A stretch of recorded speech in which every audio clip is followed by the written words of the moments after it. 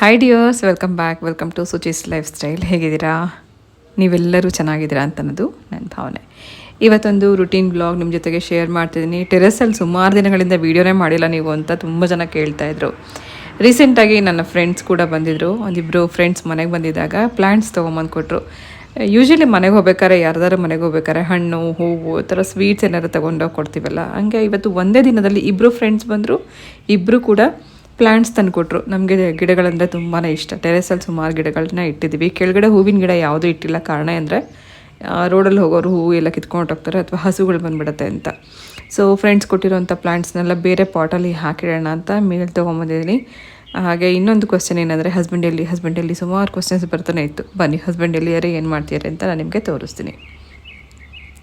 ಟೆರೆಸಲ್ಲಿ ಸುಮಾರು ಕೆಲಸಗಳೆಲ್ಲ ಇರುತ್ತೆ. ಕೆಲವೊಮ್ಮೆ ಮೆಣಸಿನ್ಕಾಯಿ ಒಣಗಿ ಹಾಕೋದಿರ್ಬೋದು, ಪಕ್ಷಿಗಳೆಲ್ಲ ಬರೋದ್ರಿಂದ ಕೆಲವೊಮ್ಮೆ ಇಲ್ಲೇ ಕುತ್ಕೊಂಡು ವೆಯ್ಟ್ ಮಾಡಬೇಕಾಗತ್ತೆ. ನಾನು ಲಾಸ್ಟ್ ಟೈಮ್ ಕೂಡ ಹೇಳಿದ್ದೆ, ದೋಸೆಗೆ ಅಥವಾ ಇಡ್ಲಿಗೆ ಇಂಥದಕ್ಕೆಲ್ಲ ನಾವು ತೊಳೆದು ಒಣಗಿಸ್ಬೇಕಾದ್ರೆ ಮತ್ತು ಏನೋ ಕೆಲವು ಮಿಲೆಟ್ಸ್ನೆಲ್ಲ ತೊಳೆದು ಒಣಗಿಸ್ಬೇಕಾದ್ರೆ ನಾವು ಟೆರೆಸ್ಗೆ ಬರಬೇಕು. ಹಾಗಾಗಿ ಇಲ್ಲಿ ಯಾರೋ ಒಬ್ರು ಇಡಲೇಬೇಕಾಗತ್ತೆ ಅಂತ. ಸೊ ಯೂಶ್ವಲಿ ಈ ಥರದಕ್ಕೆಲ್ಲ ಹಸ್ಬೆಂಡೇ ಇಲ್ಲಿ ಕುತ್ಕೊಂಡು ವೆಯ್ಟ್ ಮಾಡ್ತಿರ್ತಾರೆ. ಮೇಲ್ಗಡೆ ಟೆರೆಸಲ್ಲಿ ಇರ್ತಾರೆ. ಈ ಥರ ಪ್ಲ್ಯಾಂಟ್ಸ್ ನೋಡ್ಕೊಳ್ಳೋದಿರ್ಬೋದು, ನೀರು ಹಾಕೋದು, ಇಂಥ ಕೆಲಸಗಳಿಗೆಲ್ಲ ಹಸ್ಬೆಂಡ್ ಹೆಲ್ಪ್ ಮಾಡ್ತಿರ್ತಾರೆ. ಸೊ ಮೇಲ್ಗಡೆ ಟೆರೆಸಲ್ಲಿ ಇವತ್ತು ಪ್ಲ್ಯಾಂಟ್ಸ್ ಎಲ್ಲ ಹಾಕಬೇಕಾಗಿತ್ತು. ಹಾಗಾಗಿ ನಾನು ತುಂಬ ರೇರ್ ಇವಾಗ ಟೆರೆಸಿಗೆ ಬರೋಕ್ಕಾಗೋದೇ ಇಲ್ಲ. ಕೆಳಗಡೆ ಕೆಲಸಗಳೇ ಬೇಕಾದಷ್ಟು ಇರುತ್ತೆ. ಪ್ರಿಪ್ರೇಷನ್ ವರ್ಕ್ ಇರ್ಬೋದು, ಫ್ಯಾಕ್ಟ್ರಿ ವರ್ಕ್ ಇರ್ಬೋದು, ಮನೆ ಕೆಲಸ, ಯೂಟ್ಯೂಬ್ ಎಡಿಟಿಂಗ್ ಈ ಥರದ್ದೆಲ್ಲ ಇದ್ದೇ ಇರುತ್ತೆ. ಹಾಗಾಗಿ ನಾನು ಜಾಸ್ತಿ ಟೆರೆಸಿಗೆ ಬರ್ತಿರಲಿಲ್ಲ. ಸೊ ಈ ಥರದ ಮೇಲ್ಗಡೆ ಪ್ಲ್ಯಾಂಟ್ಸ್ನೆಲ್ಲ ಮೇಂಟೆನೆನ್ಸ್ ಎಲ್ಲ ಈಗ ಹಸ್ಬೆಂಡೇ ನೋಡ್ಕೋತಿದ್ದಾರೆ. ಒಂದು ಬ್ಯಾಗಷ್ಟು ಗೊಬ್ಬರ ನಾನು ಆನ್ಲೈನಲ್ಲಿ ತರಿಸಿದ್ದೆ. ಇದು ಮಣ್ಣು ಮಿಕ್ಸ್ ಆಗಿರೋಂಥ ಗೊಬ್ಬರ.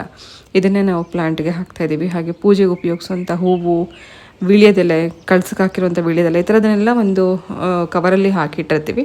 ಒಟ್ಟಿಗೆ ಈ ಥರ ಯಾವ್ದಾದ್ರು ಗಿಡಗಳನ್ನ ಹಾಕುವಾಗ ಮಿಕ್ಸ್ ಮಾಡಿ ಹಾಕ್ತೀವಿ.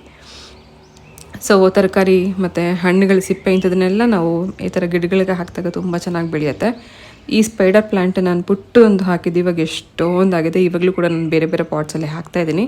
ಇದಂತೂ ಲೋ ಮೇಂಟೆನೆನ್ಸ್, ನಮಗೆ ಜಾಸ್ತಿ ಕೆಲಸ ಹಿಡಿಯಲ್ಲ. ಒಂದು ಸ್ವಲ್ಪ ಹಾಕ್ಬಿಟ್ಟು ಬಿಟ್ಬಿಟ್ರೆ ಸಾಕು. ಒಂದು 2 ದಿನಕ್ಕೋ 3 ದಿನಕ್ಕೋ ನೀರು ಹಾಕಿದ್ರೆ ಸಾಕು, ತಾನಾಗೆ ಬೆಳ್ಕೊಂಡು ಹೋಗ್ತಾ ಇರುತ್ತೆ. ಒಂದು ಗಿಡ ಹಾಕಿದ್ರೆ ಸುಮಾರು 10 ಸಸಿಗಳು ಕೊಡುತ್ತೆ ನಮಗಿದು. ಸೊ ಹಾಗಾಗಿ ಈ ಥರ ನಂಗೆ ತುಂಬ ಇಷ್ಟ. ಎಲ್ಲ ಕಡೆನೂ ನಾವು ಇಡ್ಬೋದು, ಮನೆ ಒಳಗಡೆ ಹೊರಗಡೆ ಎಲ್ಲ ಕಡೆ ಇಡ್ಬೋದು. ಸೆಮಿ ಶೇಡಲ್ಲಿ ಇಟ್ಟರೆ ಇನ್ನೂ ಚೆನ್ನಾಗಿ ಬೆಳೆಯುತ್ತೆ. ಮನಿ ಪ್ಲ್ಯಾಂಟ್ ಈ ಥರದ್ದೆಲ್ಲ ತುಂಬ ಲೋ ಮೇಂಟೆನೆನ್ಸ್ದೇ ನಾವು ಇವಾಗ ಮನೆಯಲ್ಲಿ ಇಟ್ಟಿದ್ದೀವಿ. ಪ್ರತಿದಿನ ನೀರು ಹಾಕಲೇಬೇಕು ಅಂತೆಲ್ಲ, 2 ದಿನ 3 ದಿನಕ್ಕೆ ಒಂದ್ಸತಿ ನೀರು ಹಾಕಿದ್ರೂ ನಡೆಯುತ್ತೆ. ನಾವು ಟೆರೆಸಲ್ಲಿ ಮುಂಚೆ ಇಟ್ಟಿದ್ದೆ ಬರೀ ದಾಸವಾಳ ಗಿಡಗಳ. ಎಷ್ಟು ವೆರೈಟಿ ದಾಸವಾಳ ಗಿಡ ಇತ್ತೋ ಅಷ್ಟು ಗಿಡಗಳನ್ನು ನಾವು ಟೆರೆಸಲ್ಲಿ ಇಟ್ಟಿದ್ವಿ. ಮುಂಚೆ ಎಲ್ಲ ನಾವು ಮನೆ ಕಟ್ಟುವಂಥ ಟೈಮಲ್ಲಿ ಪೇಂಟ್ ಡಬ್ಬಗಳೆಲ್ಲ ಏನಿತ್ತು ಅದು ಒಂದು ವೇಸ್ಟ್ ಮಾಡಿದೆ. ಆ ಪೇಂಟ್ ಡಬ್ಬಗಳಲ್ಲೇ ದಾಸವಾಳದ ಗಿಡಗಳನ್ನು ಬೆಳೆಸ್ತಾ ಇದ್ವಿ. ಪೂಜೆಗೆ ಆಗೋಷ್ಟು ಹೂ ಬಿಡ್ತಾಯಿತ್ತು. ನನ್ನ ಹಳೆ ವೀಡಿಯೋಸ್ ನೀವು ನೋಡ್ತಿದ್ರೆ ಗೊತ್ತಿರ್ಬೋದು ಎಷ್ಟು ಚೆನ್ನಾಗಿ ನಾವು ಪ್ಲ್ಯಾಂಟ್ಸ್ ಇಟ್ಕೊಂಡಿದ್ವಿ ಅಂತ. ಕ್ರಮೇಣ ಇದ್ರ ಮೇಲ್ಗಡೆ ವೆಯ್ಟ್ ಜಾಸ್ತಿ ಆಯಿತು. ತುಂಬ ಜನ ಹೇಳಿದರು. ಹಾಗೆ ನಮ್ಮ ಮನೆ ಕನ್ಸ್ಟ್ರಕ್ಟ್ ಮಾಡಿಕೊಟ್ಟಂಥ ಇಂಜಿನಿಯರ್ ಕೂಡ ಹೇಳಿದ್ದು ಹೆವಿ ವೆಯ್ಟ್ ಹಾಕಬಾರ್ದು ಅಂತ. ಸೊ ಹಾಗಾಗಿ ಆ ಬಕೆಟೆಲ್ಲ ತುಂಬ ವೆಯ್ಟ್ ಜಾಸ್ತಿ ಇತ್ತು ಅನ್ನೋಕ್ಕೋಸ್ಕರ ನಾವೆಲ್ಲ ತೆಗೆದುಬಿಟ್ಟು ಪುಟ್ಟು ಪಾಟ್ಸ್ ಮಾತ್ರ ಇಟ್ಟಿದ್ದೀವಿ. ಜೊತೆಗೆ ಏನಂದರೆ ತುಂಬ ಮಣ್ಣಾಗ್ತಿತ್ತು ಟೆರೆಸ್ ಮೇಲೆಲ್ಲ. ಸೊ ಹಾಗಾಗಿ ಇವಾಗ ಚಿಕ್ಕ ಚಿಕ್ಕ ಪ್ಲ್ಯಾಂಟ್ಸ್ನ ಈ ಥರ ಸ್ಪೈಡರ್ ಪ್ಲ್ಯಾಂಟ್ಸ್ ಇರ್ಬೋದು, ಮನಿ ಪ್ಲ್ಯಾಂಟ್ ಇರ್ಬೋದು, ಇಂಥದನ್ನು ಮಾತ್ರ ನಾವು ಇಲ್ಲಿ ಇಟ್ಕೊಂಡಿದ್ದೀವಿ. ಅಟ್ಲೀಸ್ಟ್ ಒಂಚೂರಾದರೂ ಹಸಿರು ಕಾಣಿಸ್ತಾ ಇದ್ದರೆ ಮೇಲ್ಗಡೆ ಟೆರೆಸಿಗೆ ಬಂದಾಗ ಒಂಥರ ಖುಷಿಯಾಗುತ್ತೆ. ಸೊ ಹಾಗಾಗಿ ಹೂವಿನ ಗಿಡಗಳು ಕಡಿಮೆ ಆಗಿ ಈ ಥರದ ಪ್ಲ್ಯಾಂಟ್ಸ್ ಜಾಸ್ತಿ ಇದೆ. ರೆಗ್ಯುಲರಾಗಿ ಇಲ್ಲಿ ಬಂದಾಗ ಮೇಲ್ಗಡೆ ಟೆರೆಸಿಗೆ ಬಂದಾಗ ಕೆಳಗಡೆ ಹೋಗೇ ಇಷ್ಟ ಆಗಲ್ಲ. ಕಾರಣ ಇಲ್ಲಿ ಪಕ್ಷಿಗಳು ಬರೋದು, ಈ ಗಿಡಗಳೆಲ್ಲ ಇರೋದ್ರಿಂದಲೇ ನೋಡೋಕ್ಕೆ ತುಂಬ ಇಷ್ಟ ಆಗುತ್ತೆ. ಕ್ರಮೇಣ ನಾವು ಏಜ್ ಆಗ್ತಾ ಒಂದು ಏಜಿಗೆ ಬರ್ತಾ ಇದ್ದಂಗೆ ನಮಗೆ ಪ್ಲ್ಯಾಂಟ್ಸ್ ತುಂಬ ಇಷ್ಟ ಆಗ್ತಾ ಹೋಗುತ್ತೆ. ನೇಚರ್ ತುಂಬ ಇಷ್ಟ ಆಗ್ತಾ ಹೋಗುತ್ತೆ. ಮಾತಾಡ್ತೀನಿ ಆಮೇಲೆ ಇದ್ರ ಬಗ್ಗೆ. ಸೊ ಹಸ್ಬೆಂಡ್ ಇಲ್ಲಿ ಅಂತ ಕೇಳ್ತಿರಲ್ಲ, ಅಂಥವ್ರಿಗೆಲ್ಲ ಆನ್ಸರ್ ಕೊಟ್ಟಿದ್ದೀನಿ. ಮನೇಲಿ ಇರ್ತಾರೆ, ಆದರೆ ವೀಡಿಯೋ ಕಾಣಿಸ್ಕೊಡಲ್ಲ ಅಷ್ಟೇ.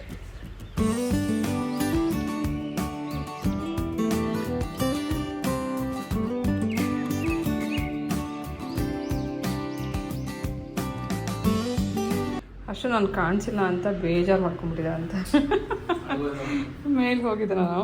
ನೀನು ಮಾತ್ರ ನನ್ನ ಬಿಟ್ಟು ಹೋಗ್ತೀಯಾ? ನಾನು ಮಾತ್ರ ನಿನ್ನ ಕಣ್ಣು ಮುಂದೆನೇ ಇರಬೇಕು. ಪರ್ಸಿಮನ್ ಫ್ರೂಟ್ ನನ್ನ ಫೇವ್ರೆಟ್, ಹರ್ಷಿಗೂ ಫೇವ್ರೆಟ್, ಪ್ರಿಯಿಂಗೂ ಫೇವ್ರೆಟ್. ಇದು ಯುರೋಪಿಯನ್ ಫ್ರೂಟ್. ಇದು ಹಾಂ, ಇದೆ ಫಸ್ಟ್ ಹಣ್ಣು ಈ ವರ್ಷದ ಸೀಸನಲ್ ಫ್ರೂಟ್. ಇದು ಇಲ್ಲೆಲ್ಲ ಸಿಗಲ್ವಲ್ಲ, ಹಾಗಾಗಿ ರೇಟ್ ಜಾಸ್ತಿ. 360 ಒಂದು ಹಣ್ಣು 1/4 kg ಇದೆ. ಸೊ ಲಾಸ್ಟ್ ಟೈಮ್ ತಿಂದಿದ್ವಿ, ಅದೆಷ್ಟು ಸ್ವೀಟಾಗಿತ್ತು. ಒಂದೇ ಸರಿ ತಿನ್ನೋಕ್ಕಾಗಿದ್ದು, ಆಮೇಲೆ ಔಟ್ ಆಫ್ ಸ್ಟಾಕ್ ಆಗೋಯ್ತು. ಆಮೇಲೆ ಏನು ತಂದಿದ್ದೆ? Sweet corn. ಸ್ವೀಟ್ ಕಾರ್ನ್ ತಂದಿದ್ದಾನೆ. ಆಮೇಲೆ ಪರ್ಸಿಮನ್ ಫ್ರೂಟ್ ಕಟ್ ಮಾಡಮ್ಮ ಈಗಲೇ ತಿನ್ನೋಣ. ಇದು ಈ ಸೀಸನಲ್ಲಿ ಸಿಗೋವಂಥ ಪರ್ಸಿಮನ್ ಫ್ರೂಟ್ ಎಷ್ಟು ರುಚಿಯಾಗಿರುತ್ತೆ ಅಂತಂದರೆ ಚಳಿಗಾಲದಲ್ಲಿ ಮಾತ್ರ ಇದು ಸಿಗುತ್ತೆ. ಸೊ ಫ್ರೀಯಿಂಗ್ ಇದು ತುಂಬ ಸಿಗ್ತಾ ಇದೆ, ಬಟ್ ನಮಗೆ ಇಲ್ಲಿ ಕೆಲವೇ ದಿನಕ್ಕೆ ಮಾತ್ರ ಸಿಗುತ್ತೆ. ಸಿಕ್ಕಿದಾಗ ತಿನ್ಬಿಡ್ಬೇಕು, ಮಜಾ ಮಾಡಬೇಕು. ಒಂದು ಸೀಸನಲ್ಲಿ ಮಾತ್ರ ಸಿಗೋವಂಥ ಹಣ್ಣುಗಳನ್ನ ಯಾವಾಗಲೂ ಅಷ್ಟೇ ಸೀಸನಲ್ಲಿ ಸಿಕ್ಕಿದಾಗ ಚೆನ್ನಾಗಿ ತಿನ್ನಬೇಕು. ಅದರಲ್ಲಿ ಫ್ರೂಟ್ ನಂಗೆ ತುಂಬ ಇಷ್ಟ.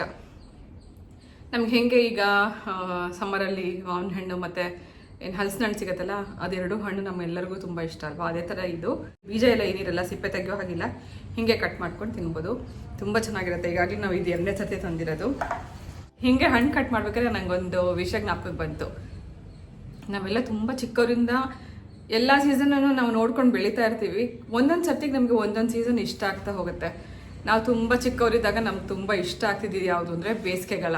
ಯಾಕೆ ಅಂದರೆ ಅವಾಗೆಲ್ಲ ಸ್ಕೂಲ್ಗೆ ಹೋಗ್ಬೇಕಾದ್ರೆ ರಜಾ ಸಿಗ್ತಾ ಇತ್ತು, ರಜಕ್ಕೆ ಅಜ್ಜಿ ಮನೆಗೆ ಹೋಗ್ತಾ ಇದ್ವಿ. ಅದಕ್ಕೋಸ್ಕರ ನಮಗೆ ಸಮ್ಮರ್ ತುಂಬ ಇಷ್ಟ ಆಗೋದು. ಇವಾಗ ಸಮ್ಮರ್ ಅಂತಂದರೆ ಅಯ್ಯಪ್ಪ ಬೇಡಪ್ಪ ಸಮ್ಮರ್ ಬರೋದೇ ಬೇಡ ಅಂತ ಅನಿಸೋ ಅಷ್ಟು ಹಿಂಸೆ ಆಗ್ಬಿಡುತ್ತೆ ಈ ಸೆಕೆಗೆ. ಅದಕ್ಕೂ ಒಂದು ಕೆಲಸ ಮಾಡೋಕ್ಕಾಗಲ್ಲ, ಇನ್ನೊಂದು ಸೆಕೆನಲ್ಲಿ ಇರೋಕ್ಕೆ ಆಗಲ್ಲ, ಎಲ್ಲಿರೋಕ್ಕೂ ಆಗಲ್ಲ, ಮನೆ ಒಳಗೂ ಇರೋಕ್ಕಾಗಲ್ಲ, ಮನೆ ಹೊರಗೂ ಹೋಗೋಕ್ಕಾಗಲ್ಲ, ಆ ಥರ. ಅದಾದಮೇಲೆ ಮಕ್ಕಳಾದ್ಮೇಲೆ ಮದುವೆ ಆದಮೇಲೆ ನಂಗೆ ತುಂಬ ಇಷ್ಟ ಆಗಿದ್ದು ಚಳಿಗಾಲ. ಚಳಿಗಾಲದಲ್ಲಿ ಬೆಚ್ಚಗೆ ಒದ್ಸ್ಕೊಂಡು ಮಲ್ಕೋಬೋದು, ಬೇಗ ಮಲ್ಕೋಬೋದು. ಚಳಿಗಾಲದಲ್ಲಿ ರಾತ್ರಿ ಹೊತ್ತು ಕೆಲಸ ಮಾಡೋಕ್ಕಾಗ್ತಿಲ್ಲ, ಬೆಚ್ಚಗೆ ಒದ್ಸ್ಕೊಂಡು ಮಲ್ಕೋಬೇಕು ಅಂತ ಅನಿಸ್ತಾ ಇತ್ತು. ಆಮೇಲೆ ಬೆಳಗ್ಗೆ ಹೊತ್ತು ಎದ್ದೇಳೋಕ್ಕೆ ಮನಸ್ಸೇ ಇರ್ತಿರ್ಲಿಲ್ಲ. ಆಮೇಲೆ ಚಳಿಗಾಲದಲ್ಲಿ ಮುಖ್ಯವಾಗಿ ಈ ಥರ ಫ್ರೆಶ್ ತರಕಾರಿಗಳು, ಆಮೇಲೆ ಹಣ್ಣು ಇದೆಲ್ಲ ಸಿಗುತ್ತೆ. ಸೊ ಮಕ್ಳ ಜೊತೆಗೆ ತುಂಬ ಎಂಜಾಯ್ ಮಾಡ್ತಾ ಇದ್ದೆ ನಾನು. ಒಂಥರ ಬೆಚ್ಚಗೆ ಕುತ್ಕೊಂಡು ಎಲ್ಲರೂ ಒಟ್ಟಿಗೆ ಕುತ್ಕೊಂಡು ಏನಾರು ಸ್ನ್ಯಾಕ್ಸ್ ತಿಂತ ಈ ಥರ ಸೀಸನಲ್ ಆ್ಯಂಡ್ ತರಕಾರಿಗಳನ್ನು ಹಣ್ಣನ್ನು ಎಂಜಾಯ್ ಮಾಡ್ತಾ ಮನೆ ಒಳಗಡೆ ಟೈಮ್ ಸ್ಪೆಂಡ್ ಮಾಡೋಕ್ಕೆ ತುಂಬ ಇಷ್ಟ ಆಗ್ತಿತ್ತು. ಬೆಚ್ಚಗಿರಬೇಕು ಅಂತ ಅನಿಸ್ತಾ ಇತ್ತು. ಆಮೇಲೆ ಇವಾಗ ಸೀಸನ್ ನನಗೆ ಅದು ಚಳಿಗಾಲ ಅಂತಂದರೆ ಬೇಡಪ್ಪ ಅಂತ ಅನ್ಸುತ್ತೆ. ಯಾಕೆ ಅಂದರೆ ಒಂದು ನಮ್ಮೆಲ್ಲರಿಗೂ ಇವಾಗ ಶುರುವಾಗ್ತಿರೋ ಅಂಥ ಈ ಜಾಯಿಂಟ್ ಪೇಯ್ನ್, ಬೆನ್ನೋವು. ನಂಗೆ ಥಂಡಿ ಬಂತು ಅಂದರೆ ಸಾಕು, ಈ ವಿಂಟರ್ ಸೀಸನಲ್ಲಿ ಹರ್ಷಿತ್ ಕೆಳಗಡೆ ಕೆಲಸ ಮಾಡ್ತೇನೆ, ಆ ಸೌಂಡ್ ಕೇಳಿಸ್ತಾ ಇದೆ. ವಿಂಟರ್ ಸೀಸನ್ ಚಳಿಗಾಲ ಬಂತು ಅಂತಂದರೆ ನನಗೆ ಶುರುವಾಗದೆ ಮೊದಲು ಲೋವರ್ ಬ್ಯಾಕ್ ಪೇಯ್ನ್. ಈ ಥಂಡಿಗೆ ಲೋವರ್ ಬ್ಯಾಕ್ ಪೇಯ್ನ್ ಬರುತ್ತೆ, ಜೊತೆಗೆ ನೆಲದಲ್ಲಿ ಕಾಲಿಡೋಕ್ಕಾಗಲ್ಲ. ಎಲ್ಲೆಲ್ಲಿ ಗ್ರನೈಟ್ ಇರುತ್ತಲ್ಲ ಅಲ್ಲೆಲ್ಲ ನಮಗೆ ಕಾಲಿಡೋಕ್ಕಾಗಲ್ಲ, ತಣ್ಣಗೆ ಕೊರಿತಿರುತ್ತೆ. ಸೊ ಚಳಿಗಾಲದಲ್ಲಿ ಎದ್ದು ಕೆಲಸ ಮಾಡೋಕ್ಕಾಗಲ್ಲ. ಈ ಚಳಿಗಾಲ ಬೇಡ ಅಂತ ಅನ್ಸುತ್ತೆ. ಹಾಗೆ ಸೀಸನ್ ಚೇಂಜ್ ಆಗ್ತಾ ಹೋಗುತ್ತೆ. ಏಜಿಗೆ ತಕ್ಕಂತೆ ನಮ್ಮ ಟೇಸ್ಟ್ ಕೂಡ ಬದಲಾಗುತ್ತೆ ಅಂತ ಅದಕ್ಕೆ ಇದೊಂದು ಉದಾಹರಣೆ. ನಂಗೆ ತುಂಬ ಇಷ್ಟ ಯಾವುದು ಅಂದರೆ ಮಳೆಗಾಲ. ಒಂದು ನಮಗೆ ಮಳೆಗಾಲ ನನಗೆ ಇವಾಗ ಪರ್ಸ್ನಲಿ ಮಳೆಗಾಲ ಯಾಕೆ ತುಂಬ ಇಷ್ಟ ಅಂದರೆ ಮಳೆ ಹನಿ ಬೀಳೋದು ನೋಡೋಕ್ಕೆ ಚೆನ್ನಾಗಿರುತ್ತೆ, ಆ ಮಳೆ ಶಬ್ದ ಕೇಳಿಸ್ಕೊಳ್ಳೋಕೆ ತುಂಬ ಚೆನ್ನಾಗಿರುತ್ತೆ. ಆಮೇಲೆ ಇನ್ನೊಂದು ಏನಂದರೆ ಮೇಯ್ನಾಗಿ ಈಗ ನಮಗೆ ಜಾಸ್ತಿ ಮಕ್ಕಳೆಲ್ಲ ದೊಡ್ಡವರಾದ್ಮೇಲೆ ನೇಚರ್ಗೆ ಹತ್ತಿರ ಆಗ್ತಾ ಹೋಗ್ತೀವಿ. ನಮಗೆ ಜಾಸ್ತಿ ಗಿಡಗಳ ಮೇಲೆ ಆಸೆ ಬರುತ್ತೆ, ಪ್ರಕೃತಿ ಮೇಲೆ ಆಸೆ ಬರುತ್ತೆ, ಹೊರಗಡೆ ಪ್ರಪಂಚದ ಮೇಲೆ ಆಸೆ ಜಾಸ್ತಿ ಆಗುತ್ತೆ. ಅಂದರೆ ಮಳೆ ಬೀಳೋದಿರ್ಬೋದು, ಆ ಹಿಮ ಇರ್ಬೋದು, ಮರಗಿಡಗಳಾಗಲಿ, ಹೂವು ಆಗಲಿ, ಇಂಥದನ್ನ ನೋಡೋಕೆ ಇಷ್ಟ ಆಗುತ್ತೆ. ಸೊ ಈ ಥರ ಏಜ್ ವೈಸ್ ನಮ್ಮ ಟೇಸ್ಟ್ ಕೂಡ ಬದಲಾಗುತ್ತೆ ಅಂತ ನನಗಿವಾಗ ಹಾಗೆ ಹಣ್ಣು ಕಟ್ ಮಾಡ್ತಾ ನಂಗೆ ಮುಂಚೆ ಯಾವ ಸೀಸನ್ ಇಷ್ಟ ಇತ್ತು, ಆಮೇಲೆ ಯಾವ್ದು ಇಷ್ಟ ಆಯಿತು, ಇವಾಗ ಯಾವ್ದು ಇಷ್ಟ, ಯಾಕೆ ಇಷ್ಟ ಇಲ್ಲ, ಇದನ್ನು ಯೋಚನೆ ಮಾಡ್ತಿದ್ದೆ. ಅದನ್ನ ನಿಮ್ಮ ಜೊತೆಗೆ ಇವತ್ತು ಹಂಚ್ಕೋಬೇಕು ಅಂತ ಅನಿಸ್ತು. ಕುಂಬಳಕಾಯಿ ಥರನೇ ಇರುತ್ತೆ ನೋಡೋಕ್ಕೆ ಚಿಕ್ಕದಾಗಿ, ಬಟ್ ಸ್ವೀಟಾಗಿ ಜ್ಯೂಸಿಯಾಗಿ ತುಂಬ ಚೆನ್ನಾಗಿರುತ್ತೆ.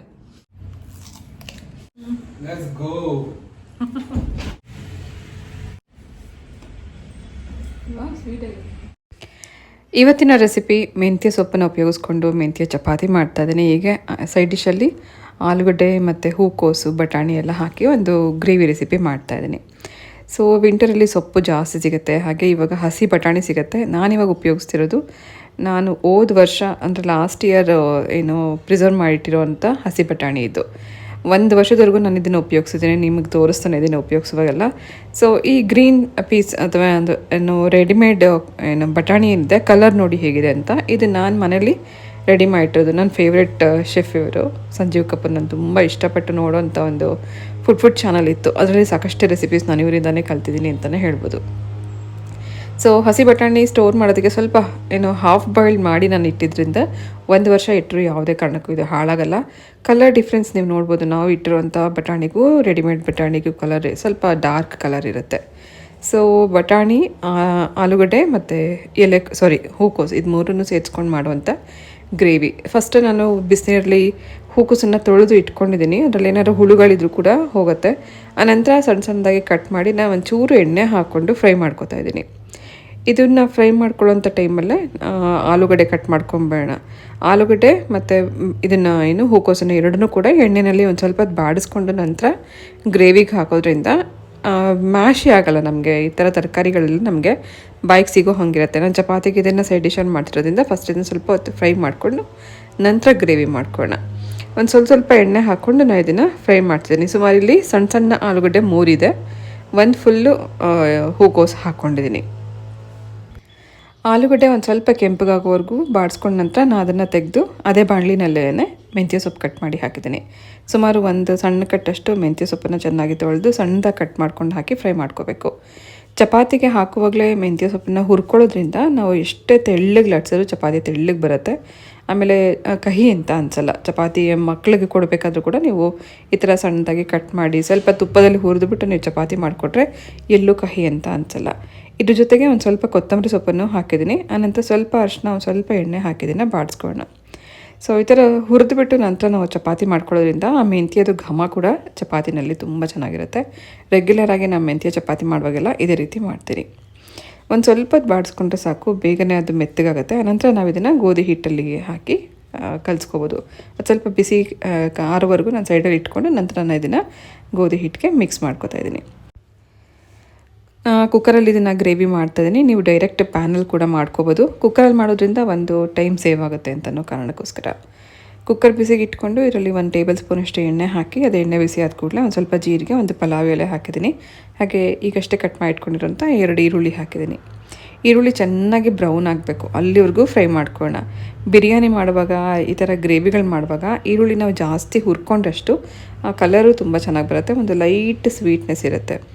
ಸೊ ಹಾಗೆ ಇದಕ್ಕೆ 2 ಟೊಮೆಟೊ ಕಟ್ ಮಾಡಿ ಹಾಕ್ತಿದ್ದೀನಿ. ಈ ಟೊಮೆಟೊ ನೋಡಿ ಎಷ್ಟು ರೆಡ್ ಆಗಿದೆ, ಪಲ್ಪ್ ಕೂಡ ಜಾಸ್ತಿ ಇದೆ. ಸೊ ಈ ಥರದ ಟೊಮೆಟೊನಲ್ಲಿ ನಾವು ಸೂಪ್ ಅಥವಾ ಸಾಸ್ ಮಾಡೋದಕ್ಕೆ ತುಂಬ ಚೆನ್ನಾಗಿರುತ್ತೆ. ಈ ಟೈಮಲ್ಲಿ ನೀವು ಮಾಡಿ ಇಟ್ಕೊಂಡ್ರೆ, ಯೂಶ್ವಲಿ ನಾವು ಏನು ಸ್ನ್ಯಾಕ್ಸ್ ಎಲ್ಲ ಮಾಡಿದಾಗ ಹೊರಗಡೆಯಿಂದ ತರುವಂಥ ಸಾಸ್ಗಿಂತಲೂ ನಮ್ಮ ಮನೇಲಿ ಮಾಡುವಂಥ ಸಾಸ್ ಟೇಸ್ಟ್ ತುಂಬ ಚೆನ್ನಾಗಿರುತ್ತೆ. ಸಾಧ್ಯ ಆದರೆ ಮುಂದೆ ನಾನು ನಿಮಗೆ ಸಾಸ್ ರೆಸಿಪಿ ಕೂಡ ಶೇರ್ ಮಾಡ್ತೀನಿ. 2 ಟೊಮೆಟೊ, ಒಂದು ಸ್ವಲ್ಪ ಶುಂಠಿ, ಒಂದು ಸ್ವಲ್ಪ ಬೆಳ್ಳುಳ್ಳಿ, ಜೊತೆಗೆ ಸ್ವಲ್ಪ ಅರಿಶಿನ, ಖಾರದ ಪುಡಿ, ಧನಿಯಾ ಪೌಡರ್, ಹಾಗೆ ಕರಿ ಮಸಾಲ 2 ಸ್ಪೂನಷ್ಟು ಹಾಕಿದ್ದೀನಿ. ಕರಿ ಮಸಾಲ ಇದ್ದರೆ ನೀವು ಈ ಥರದ ಗ್ರೇವಿಗಳಿಗೆ, ಸಾಂಬಾರಿಗೆ ಇಂಥದಕ್ಕೆಲ್ಲ ಹಾಕ್ಕೋಬೋದು, ತುಂಬ ಚೆನ್ನಾಗಿರುತ್ತೆ. ಗರಂ ಮಸಾಲ ಎಕ್ಸ್ಟ್ರಾ ಹಾಕ್ಕೊಳ್ಳೋಂಥ ಅವಶ್ಯಕತೆ ಇಲ್ಲ, ಅದರಲ್ಲೇ ಎಲ್ಲ ಹೋಲ್ ಸ್ಪೈಸಸ್ ನಾವು ಹಾಕಿದ್ದೀವಿ. ಸೊ ಈ ಥರ ಮಸಾಲೆಗಳು ನಿಮಗೂ ಬೇಕಿದ್ರೆ ಡಿಸ್ಕ್ರಿಪ್ಷನ್ ಬಾಕ್ಸಲ್ಲಿ ನಂಬರ್ ಮತ್ತು ವೆಬ್ಸೈಟ್ ಲಿಂಕ್ ಕೊಟ್ಟಿದ್ದೀನಿ, ಖಂಡಿತ ನೀವು ಇಲ್ಲಿ ಆರ್ಡ್ರ್ ಪ್ಲೇಸ್ ಮಾಡ್ಬೋದು. ಈರುಳ್ಳಿ ಚೆನ್ನಾಗಿ ಬ್ರೌನ್ ಆದ ನಂತರ ನಾನು ಇದಕ್ಕೆ ಫ್ರೈ ಮಾಡಿ ಇಟ್ಕೊಂಡಿರೋಂಥ ತರಕಾರಿ ಹಾಗೆ ಹಸಿ ಬಟಾಣಿ ಹಾಕಿ ಸ್ವಲ್ಪ ರುಚಿಗೆ ಉಪ್ಪು ಹಾಕಿ ಮಿಕ್ಸ್ ಮಾಡ್ಕೊಂಡಿದ್ದೀನಿ.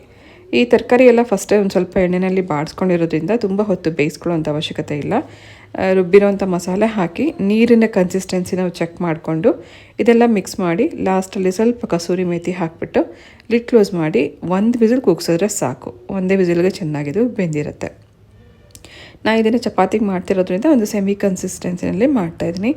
ಇದು ಕೂಗೋ ಅಷ್ಟರಲ್ಲಿ ನಾವು ಮೆಂತ್ಯ ಚಪಾತಿನೂ ಹಿಟ್ಟನ್ನು ಕಲಸಿ ರೆಡಿ ಮಾಡ್ಕೊಂಬೇಡ. ಇದಕ್ಕೆ ನಮ್ಗೆ ಇಷ್ಟೇ ಕ್ವಾಂಟಿಟಿ ಬೇಕು ಅಂತ ಏನಿಲ್ಲ. ಗೋಧಿ ಹಿಟ್ಟಿಗೆ ಮೆಂತ್ಯ ಸೊಪ್ಪನ್ನು ಹುರಿದಿರೋದನ್ನು ಹಾಕಿ ನಂತರ ರುಚಿಗೆ ಉಪ್ಪು ಹಾಕಿ ಸ್ವಲ್ಪ ನೀರು ಹಾಕ್ಕೊಂಡು ಹಿಟ್ಟನ್ನು ಕಲಸಿ ರೆಡಿ ಮಾಡಿಕೊಂಡ್ರೆ ಚಪಾತಿ ಹಿಟ್ಟಿಗೆ ಏನು ಡೋ ರೆಡಿ ಆಯಿತು. ಸ್ವಲ್ಪ ಹೊತ್ತು ಬಿಟ್ಬೇಡ, ಒಂದು 10 ನಿಮಿಷ ಇದನ್ನು ಸೈಡಲ್ಲಿ ಇಟ್ಬಿಟ್ಟು ನಂತರ ನಾವು ಚಪಾತಿ ಮಾಡ್ಕೊಳ್ಳೋದ್ರಿಂದ ಸಾಫ್ಟಾಗಿ ಬರುತ್ತೆ.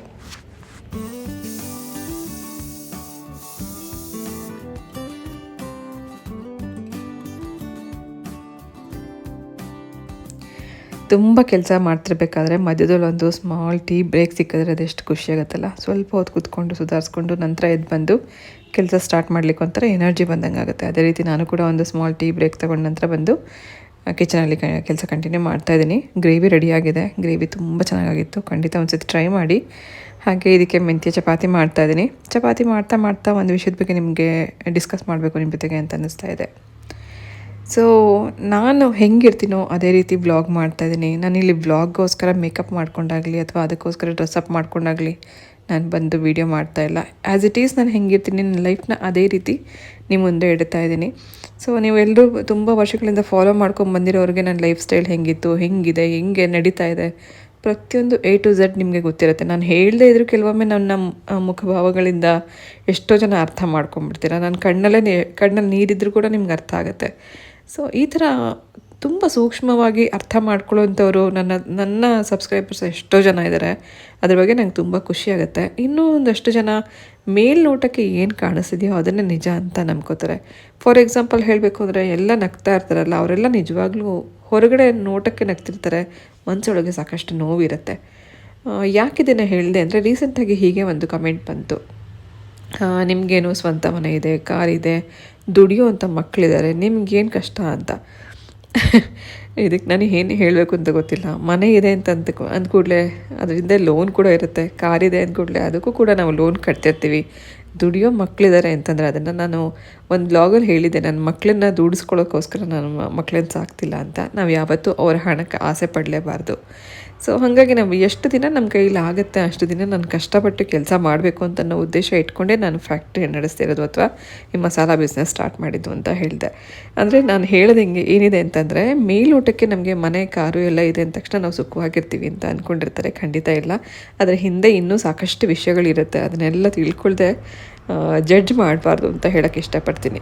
ಮೇಲ್ನೋಟಕ್ಕೆ ನಮಗೆ ಜನ ಎಲ್ಲರೂ ಖುಷಿಯಾಗಿರ್ತಾರೆ, ನಗ್ತಾ ಇರ್ತಾರೆ, ಒಳ್ಳೊಳ್ಳೆ ಬಟ್ಟೆ ಹಾಕ್ಕೊಂಡು ಓಡಾಡ್ತಿರ್ತಾರೆ ಅಂತ ಅಂದ್ಕೂಡಲೇ ಅವರೆಲ್ಲ ಚೆನ್ನಾಗಿದ್ದಾರೆ ಅಂತ ಖಂಡಿತ ಅಂದ್ಕೋಬೇಡಿ.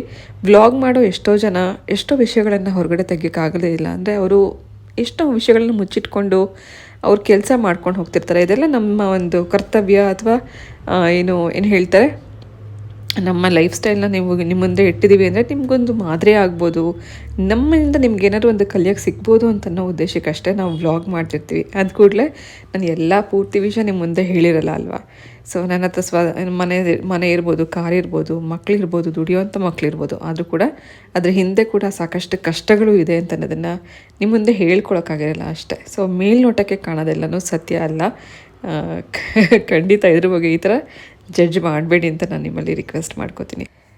ತುಂಬ ಜನ ನನ್ನ ಫಾಲೋವರ್ಸ್ ಇರ್ಬೋದು ಅಥವಾ ಫ್ರೆಂಡ್ಸ್ ಇರ್ಬೋದು, ನಾನು ಅವತ್ತು ವ್ಲಾಗಲ್ಲಿ ಯಾಕೆ ಆ ಥರ ಇದ್ದೆ ಅಂತ ಅದನ್ನು ಕೂಡ, ಇಂಥ ವ್ಲಾಗಲ್ಲಿ ನೀವು ಹಿಂಗೆ ಕಾಣಿಸ್ತಾ ಇದ್ರಿ, ಅವತ್ತು ನಿಮ್ಮ ಮನಸ್ಸಲ್ಲಿ ಏನೋ ನೋವಿತ್ತು, ನಂಗೆ ಅರ್ಥ ಆಗುತ್ತೆ ನಿಮ್ಮ ಮುಖ ಕೂಡಲೇ ಅಂತ ಹೇಳ್ತಾರೆ. ಸೊ ಈ ಥರದ ಫಾಲೋವರ್ಸ್ ನನಗೆ ಇರೋದು ನಂಗೆ ತುಂಬ ಹೆಮ್ಮೆ ಅನಿಸುತ್ತೆ. ಎಷ್ಟು ಪ್ರೀತಿಯಿಂದ ನೀವು ನನ್ನ ಅಬ್ಸರ್ವ್ ಮಾಡ್ತೀರಾ. ನನಗೆ ವ್ಯೂಸ್ ಎಷ್ಟು ಬರ್ತಿದೆ, ಸಬ್ಸ್ಕ್ರೈಬರ್ ಎಷ್ಟಿದ್ದಾರೆ ಅಂತ ಅನ್ನೋದ್ರ ಬಗ್ಗೆ ನಾನು ತಲೆನೇ ಕೆಡ್ಸ್ಕೊತಾ ಇಲ್ಲ. ಯಾಕಂದರೆ ನನ್ನ ಮನಸ್ಸಿನ ಖುಷಿಗೋಸ್ಕರ ನಾನು ವ್ಲಾಗ್ ಮಾಡ್ತಿದ್ದೀನಿ, ನನ್ನ ಲೈಫ್ ಸ್ಟೈಲ್ನ ನಿಮ್ಮ ಜೊತೆಗೆ ಶೇರ್ ಮಾಡ್ತೀನಿ ಅಂದರೆ ಅಲ್ಲಿ ಏನೋ ಒಂದು ಕೆಲವು ನನಗೆ ಗೊತ್ತಿರೋಂಥ ವಿಷಯಗಳನ್ನು ನಿಮ್ಮ ಜೊತೆಗೆ ಹಂಚ್ಕೋತಾ ಇದ್ದೀನಿ ಅಂತ ಅನ್ನೋ ಒಂದು ಸಮಾಧಾನ ಇದೆ. ನಾನು ವ್ಲಾಗ್ ನೋಡಿದಾಗ ನಿಮಗೆ ಖುಷಿ ಆಗುತ್ತಲ್ಲ, ಅದಕ್ಕಿಂತ ಇನ್ನೇನು ಬೇಕು. ನನಗೆ ಎಷ್ಟು ವ್ಯೂಸ್ ಬಂದರೂ ಪರವಾಗಿಲ್ಲ, ಎಷ್ಟು ಜನ ಸಬ್ಸ್ಕ್ರೈಬರ್ ಇದ್ದರೂ ಪರವಾಗಿಲ್ಲ, ಆದರೆ ವ್ಯೂಸ್ಗೋಸ್ಕರ, ಸಬ್ಸ್ಕ್ರೈಬರ್ಗೋಸ್ಕರ ನಾನು ವ್ಲಾಗ್ ಮಾಡ್ತಿಲ್ಲ, ನನ್ನ ಮನಸ್ಸಿನ ಖುಷಿಗೋಸ್ಕರ ಮಾಡ್ತಾಯಿದ್ದೀನಿ. ಇದೇ ರೀತಿ ಪ್ರೀತಿಯಿಂದ ನನ್ನ ಸಪೋರ್ಟ್ ಮಾಡ್ತೇನೆ ಅಂತ ಮಾತ್ರ ನಿಮ್ಮನ್ನು ಕೇಳ್ಕೊತೀನಿ ಅಷ್ಟೇ.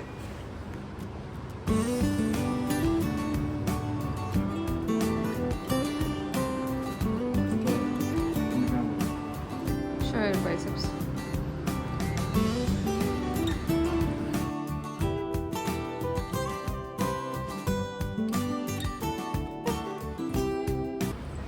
Olma.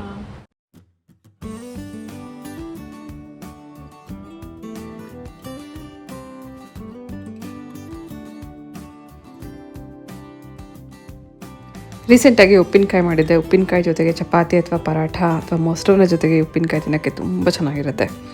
ಸೊ ಸಾಧ್ಯ ಆದರೆ ಮುಂದಿನ ಬ್ಲಾಗಲ್ಲಿ ಉಪ್ಪಿನಕಾಯಿ ರೆಸಿಪಿ ನಿಮ್ಮ ಜೊತೆಗೆ ಶೇರ್ ಮಾಡ್ತೀನಿ. ಖಂಡಿತ ಒಂದ್ಸತಿ ಟ್ರೈ ಮಾಡಿ. ಬಾಯಿ ಚಪ್ಪರ್ಸ್ಕೊಂಡು ತಿನ್ನೋ ಅದೇ ರುಚಿ ಇತ್ತು. ಇವಾಗಲೂ ಬಾಯಲ್ಲಿ ನೀರು ಬರ್ತಾಯಿದೆ. ಬಾಯ್ ಪಪ್ಪು, ಬಾಯ್. ಕೆಲವು ಫ್ರೆಂಡ್ಸ್ ಬಂದಿದ್ರು ಅಂತ ಹೇಳಿದ್ನಲ್ಲ, ಅದರಲ್ಲಿ ಇವರು ಕೂಡ ಒಬ್ಬರು. ಸೊ ವಿಡಿಯೋಗೆ ಮಾತಾಡಿ ಅಂತ ಹೇಳಿದೆ, ಅವ್ರು ತುಂಬ ನಾಚ್ಕೋತಾ ಇದ್ರು. ಹಾಗೆ ಸೊ ಡಿಯರ್ಸ್, ಇದು ಇವತ್ತಿನ ಬ್ಲಾಗ್ ಆಗಿತ್ತು. ಇವತ್ತಿನ ಈ ವ್ಲಾಗ್ನ ಇಲ್ಲಿಗೆ ಎಂಡ್ ಮಾಡ್ತಾ ನಾನು ಹೊರಡ್ತಾ ಇದ್ದೀನಿ. ಮತ್ತೆ ಸಿಗ್ತೀನಿ ನಾಳೆ ಇನ್ನೊಂದು ಇಂಟ್ರೆಸ್ಟಿಂಗ್ ಆಗಿರುವಂಥ ವ್ಲಾಗ್ ಜೊತೆಗೆ. ವಿಡಿಯೋ ಇಷ್ಟ ಆಗಿದ್ರೆ ಲೈಕ್ ಮಾಡೋದನ್ನು ಮಾತ್ರ ಮರಿಬೇಡಿ. ಹೋಗ್ಬರಲ್ಲ.